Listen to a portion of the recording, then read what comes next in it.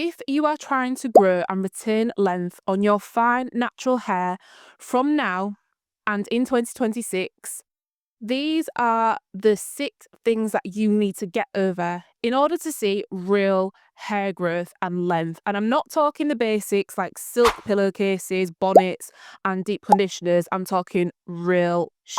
Let's get into the video. What's up, curlies? Welcome back to my channel. It's your girl Kiki, and if you are new here, I do all things curly hair tips, product reviews, and styling. Today's video is all about the 6 things that you need to get over in order to retain length and grow your fine natural hair as long as possible. Now, these 6 things are some of the things that I've had to come to terms with and I've had to change in my routine in order to actually see growth. If you're familiar with my channel, you will know that at the start of the year, my hair looks like this. And it now looks like this, and it's all thanks to adapting things in my routine, having to kind of put to bed some of the misconceptions and some of the subconscious things I thought about when trying to grow and retain length on my fine hair, because it is a struggle. Fine hair is not like coarse hair. There's a lot of things that us fine hair girlies cannot do that the coarse hair naturals get away with so often. And in this video, I'm going to share with you the 6 things that you need to get over. The first thing you need to get over is the topic of detangling. Now, when I talk detangling, I'm talking number 1, the tools that we use to detangle with, and number 2, the frequency of the detangling. On the first point, ideally, the ideal scenario of detangling is just use your fingers. It is so much more gentle. Yes, it takes more time, but our hair is so fragile, and if we go in straight away with a wide tooth comb or a brush or a tool that, although may market itself as being the perfect tool for detangling, I do not care. The best thing to detangle your hair with in the first instance is your fingers. I am someone also who absolutely despises finger detangling. I feel like it's so time consuming and it takes me so long, but the method I've found as a compromise is I start by finger detangling first. I separate as much as I can with my fingers, and then after that I will go in with my tangle teaser brush, so that in the first instance, the main part of the work is done by my hands, and then the tangle teaser will just do the rest of the work for me. Now, if you are someone who doesn't have super high density hair like me and you can just fully use your hands to detangle with, absolutely perfect. But we need to just get over those tools and all of those combs and brushes and all of the things like that we can use to detangle with, but just not in the first instance. The second point on detangling is you also need to get over doing it too often. Now, where our breakage comes from is mostly styling, and the more we can reduce that, the better chance we have of retaining the hair on our head and the length. So in terms of detangling, if you just minimize it to once a week at most, then I promise you will see a lot less breakage and a lot less shedding. The second thing you need to get over as a fine-haired natural who wants to grow their hair long is frizz. I was someone who used to be ruled by frizz and obsessed with frizz and not having frizzy hair. And I'm not talking that much when my hair was in a wash and go. I didn't mind the odd bit of frizz then. However, if my hair was in a protective style and it started getting overly frizzy, I would want to just take it out straight away, and I wouldn't persevere. I would let it be in a frizzy state for a few days, and then I would just be like, no, it has to come out. However, you need to get over the fact that if you have fine hair, the chance of it frizzing is so much more frequent to someone who has coarse hair. If we put in mini twists, best believe by week 2, your hair is going to be frizzy. It's not going to look like those girls who can rock the 4-week, 5-week, 6-week mini twists. Oh no, you are going to have frizz on week 2. And if you want to rock those mini twists for any longer than that, you're going to have to get over the frizz. And this is something that I had to work through a little bit this year. especially when it comes to protective styling. This year I have done so much protective styling without any added extensions or any other hair. I've just used my own hair, and with that I have learned that my hair, even in the mini twists, can only really last a maximum of 3 to 4 weeks before it needs to come out.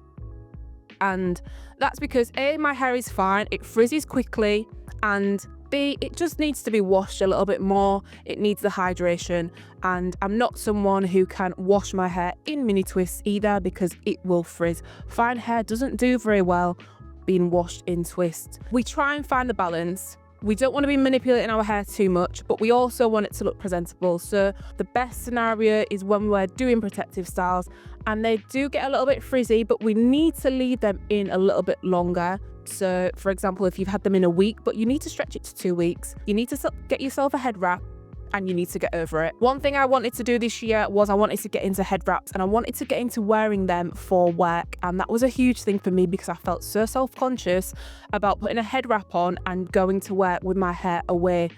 And I've managed to actually get over the whole aspect of being self-conscious, and I've just done it. So when my twists or braids have been looking a little bit raggedy, the roots have been frizzing up and I've not wanted to wear them out, I've put a head wrap on and I've gone about my business. And ultimately, it's helped me so much in my length retention goals and just making sure my styles last a little bit longer without me having to manipulate my hair. The third thing that you need to get over as a fine haired natural trying to grow their hair is mini sized styles.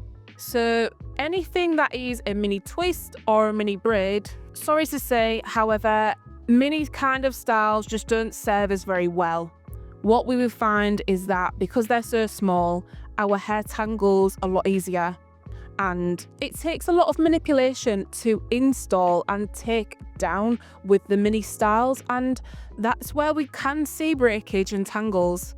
Speaking from experience, I've done mini twists and my mini twists weren't even that mini, if I'm being completely honest.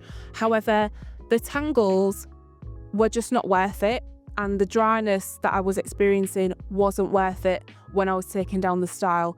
So what I have found is medium-sized or jumbo, large-sized parts for your protective styles are going to be a lifesaver, especially when it comes to the install and the takedown. You don't want so much manipulation on your hair, and you also are not even going to keep it in for that long really. Whether the style is a mini twist or whether the style is a large twist really doesn't make that much difference, because at the end of the day our hair is going to frizz on week 2 or week 3 if we're lucky, and you're going to want to take it down after a few weeks anyway. So does it really matter if it's mini or large?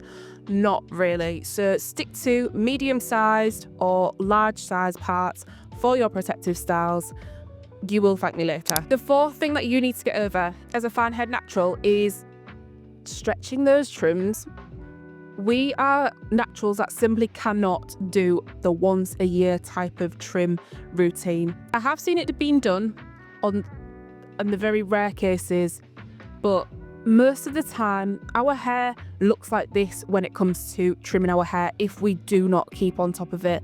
Now, our hair is quite thin as it is. It's fine. It doesn't look thick from root to end majority of the time unless you are tip-top on your hair care routine. So in order to make sure the hair stays full, it stays thick and even and healthy, trimming on a regular basis is going to be a lifesaver for you. And coming from someone who has had both ends of the spectrum, I've had hair that is broken, ends thin, and then I've had hair that is really full from root to end at one point. I'm telling you, routine trims every 3 to 4 months out of the year is perfectly fine and an acceptable time to go in between your trims. Stretching your trims to once a year or every 6 months, it's very risky if you are fine haired, and we simply cannot get away with it without sacrificing the health of our ends. So make sure you find yourself a good hairdresser. The fifth thing that you need to get over if you want to retain length is wash and goes. Now, this is not a complete blanket statement. I'm not saying do not do wash and goes ever.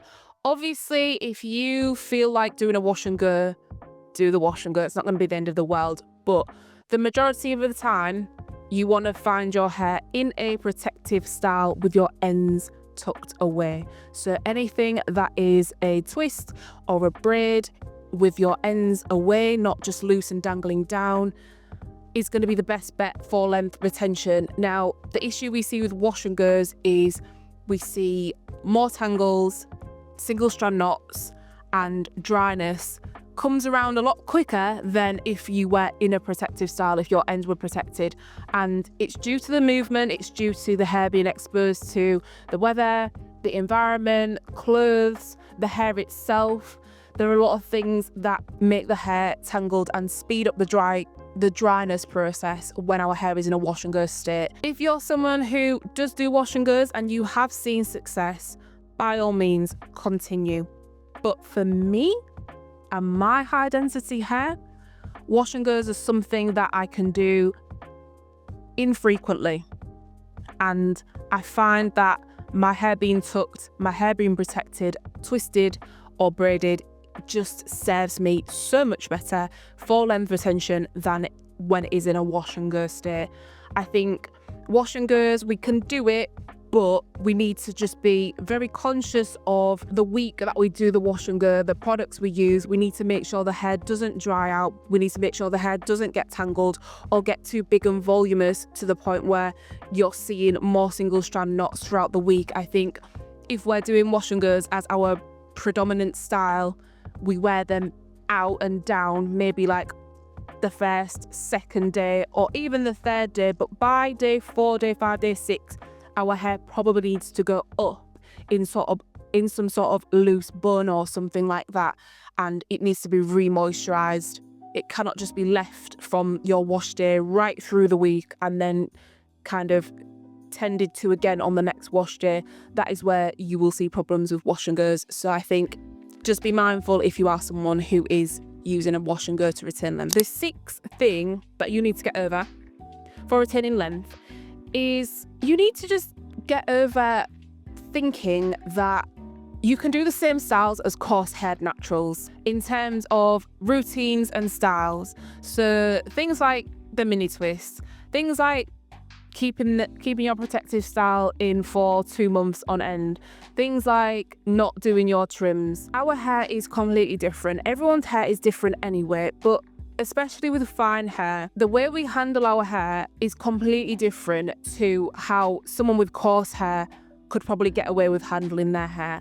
Unfortunately, our hair is very, very fragile and can literally snap if the wind changes direction. So we need to ultimately kind of baby our hair. We need to be really, really careful anytime we're detangling, anytime we're styling. We need to keep it on top of protein treatments. We need to make sure our protein moisture balance is there, because the strength of our hair can really be the difference between your hair being split and broken off or not, or over moisturized, for example. So find out what works for you. Get advice from other fine hair naturals that you see in the community and try not to just copy those with coarse hair, because I tell you something for free, they can get away with a hell of a lot that we can't. If you're not subscribed to my channel, make sure you click that subscribe button and I will see you in the next one.